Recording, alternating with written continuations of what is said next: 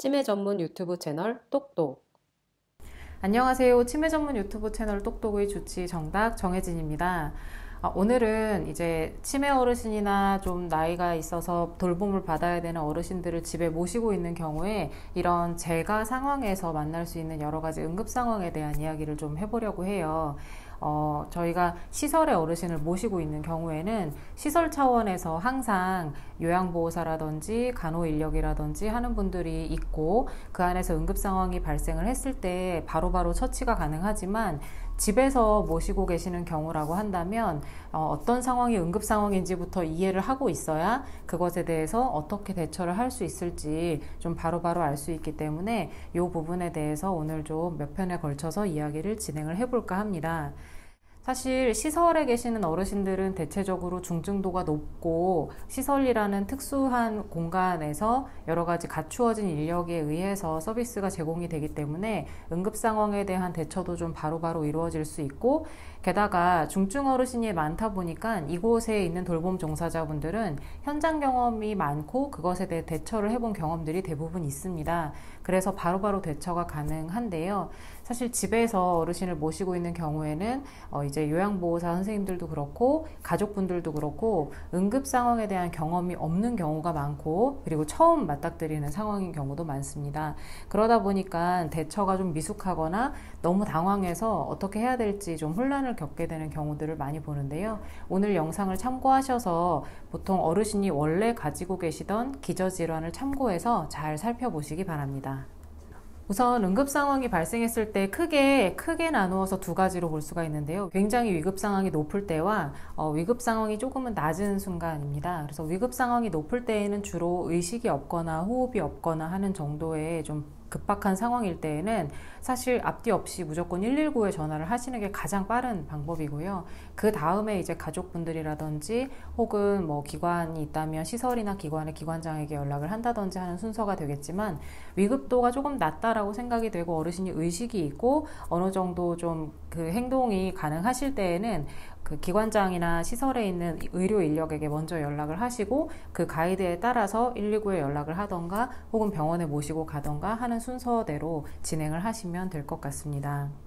우선 질환 때문에 나타나는 여러 가지 응급 상황들에 대해서 좀 알아보려고 합니다. 어떤 경우가 있냐면 심장이 갑자기 마비가 온다든지, 혹은 뇌의 여러 기저질환 때문에 경련을 한다든지, 혹은 몸에서 출혈, 혈변을 보시거나 혈뇨가 나오거나 혹은 코피가 계속 나온다든지, 혹은 갑작스럽게 뇌졸중이라고 저희가 알고 있는 뇌경색이나 뇌출혈 같은 상황이 온다든지, 그리고 혹은 당뇨를 관리하고 계시는 분들 같은 경우는 혈당이 갑자기 높아지거나 떨어진다든지, 혹은 열이 막 갑작스럽게 올라간다든지, 그리고 사실 응급 상황인지 잘 헷갈리실 수도 있지만 치매 어르신들 같은 경우에는 특히 정신행동 증상이라 그래서 평소에 하지 않던 갑작스러운 이상한 행동들이나 이해가지 않는 그런 여러 가지 행동을 하신다든지, 혹은 저희가 몇 번 말씀드렸던 선망 같은 것들이 모두 응급 상황에 해당되겠습니다.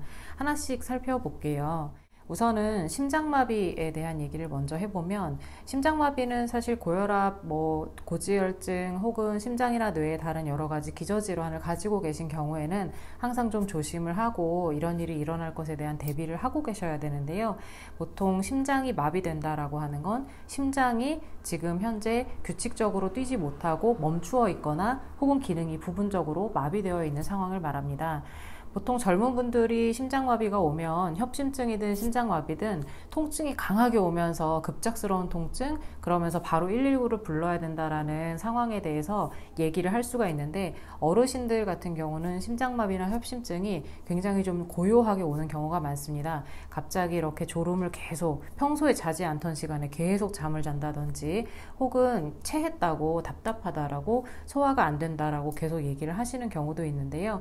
보통 마비가 점점 진행되면 식은땀이 난다든지 호흡이 좀 곤란해 한다든지, 그리고 어쩌면 아무것도 하지 않고 그냥 가만히 반응이 없다든지, 그리고 호흡 양상이 불규칙해진다든지 하는 증상들을 나타내고는 합니다. 사실 심장마비가 왔다라고 의심이 되는 순간 지체할 것 없이 어르신의 의식을 확인하고 의식이 없다면 무조건 119에 먼저 연락을 하시는 게 좋습니다. 혹시라도 어르신과 다른 가족들이나 요양보호사나 어르신 외에 사람이 나를 포함하지 않고 한 명 더 있다면 무조건 그분에게 119에 연락하는 걸 부탁을 드려야 되고요. 혼자 이 상황을 알아서 매니지를 하시려고 하면 전부 당황해서 순서가 좀 뒤엉키게 되어 있어요. 그래서 어르신이 지금 현재 심장에 문제가 있다라고 판단이 되고 의식이 좀 없어지시는 것 같다라고 한다면 바로 가까이 있는 사람한테 119에 연락을 해달라고 콕 집어서 말씀을 해야 됩니다. 누가 119에 신고 좀 해주세요가 아니고 저기 계시는 분 119에 지금 당장 전화하세요라고 명시적으로 얘기해야 다 같이 당황한 순간에 그 지목 받은 사람이 바로 119에 연락을 할 수가 있습니다. 그 상태에서 어르신이 구토를 하거나 혹은 숨을 제대로 쉴 수 없을 수도 있기 때문에 기도를 똑바로 유지를 하셔야 되는데 기도를 유지하는 방법에 대해서는 좀 그림으로 설명을 드릴게요. 기본적으로 누워 계시는 어르신이라고 한다면 여러 가지 방법을 쓸 수 있는데 고개는 기본적으로 젖히셔야 되고요. 턱을 살짝 들어 올리거나 당겨 주셔야 됩니다. 그래서 그런 가장 기본 자세를 한 상태에서 만약에 구토를 하셨다면 옆으로 돌려 누워서 토사물이 바깥으로 나가게 도와주셔야 되고요. 그런 상태에서 심폐소생술을 하셔야 하는데 심폐소생술 하면 제일 먼저 떠오르는 그림이 가슴을 압박하는 그런 동영상일 텐데요. 저희가 심폐소생술을 할 때 기본적인 자세는 팔꿈치를 구부리지 않아야 한다는 것, 그리고 어르신의 몸과 나의 팔이 90도 직각을 이루어야 한다는 것을 꼭 명심하셔야 됩니다. 보통 드라마 같은 데 많이 보면 심폐소생술을 하면서 이렇게 팔꿈치를 구부려서 하거나 혹은 몸은 누워져 있는데 옆에서 사선에서 이렇게 하는 경우를 보는데 그렇게 하면 실제 심장을 압박할 수가 없습니다. 그래서 심장은 보통 저희가 가슴과 가슴 가운데 부분이라고 생각을 하시면 되고 그 가슴 가운데를 압박을 하시는 거고요. 심장을 압박한다라기보다는 그 흉골을 압박해서 심장통 전체를 흉곽을 전체를 누른다라고 생각을 하셔야 되고 기본적으로 어르신이 누워있는 상태는 밑에 좀 평평하고 좀 단단한 바닥인 것이 좋습니다. 어르신이 푹신푹신한 곳에 눌려 있으면 저희가 압박하는 것의 압력을 그 푹신한 쿠션이 다 받아버리기 때문에 밑에는 단단한 바닥에서 어르신이 똑바로 누운 상태에서 가슴에 양손을 한쪽 손은 바닥을 쥐고 한쪽 손은 깍지로 그 손을 감싸는 방법으로 이렇게 해서 90도 어르신 몸과 내 손이 90도가 되면서 팔꿈치를 이용한 압박이 아니라 내 상반신 전체를 이용해서 이렇게 누르시는 압박을 하여야 합니다. 그렇게 해서 분당 몇 번 정도 압박을 하게 되냐면 1분당 100회 정도라고 생각을 하시면 되는데 생각보다 빠르고요.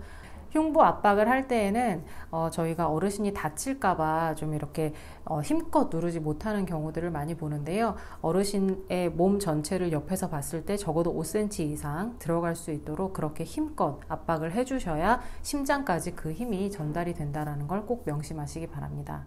이렇게 해서 30회 압박을 한 다음에 어르신의 입으로 숨을 부어드려야 되는데요. 이때 코와 턱을 잘 막아서 내 숨이 바깥으로 새어나오지 않게 하면서 그렇게 호흡을 밀어주어야 합니다. 어르신이 숨을 쉬고 계시는 경우라면 호흡은 필요 없지만 숨도 지금 쉬지 않고 있는 경우라고 한다면 30회 압박과 2번의 호흡을 번갈아 하시는 것이 원칙입니다.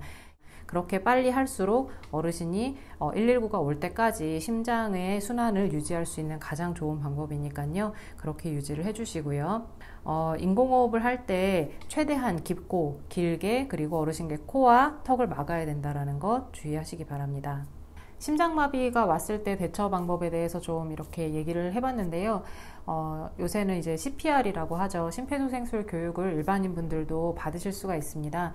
그 대한심폐소생협회에 들어가시게 되면요. 홈페이지 안에 의료인 전문가들 혹은 일반인 분들도 교육을 신청해서 그 안에 있는 자료를 보실 수 있기 때문에 그 안에 있는 것들을 한 번쯤은 좀 살펴보시기를 바라고요. 언제든지 어떤 상황이 됐을 때 바로 응대할 수 있도록 그렇게 좀 숙지를 하고 계시는 것이 어떨까 이렇게 생각을 합니다.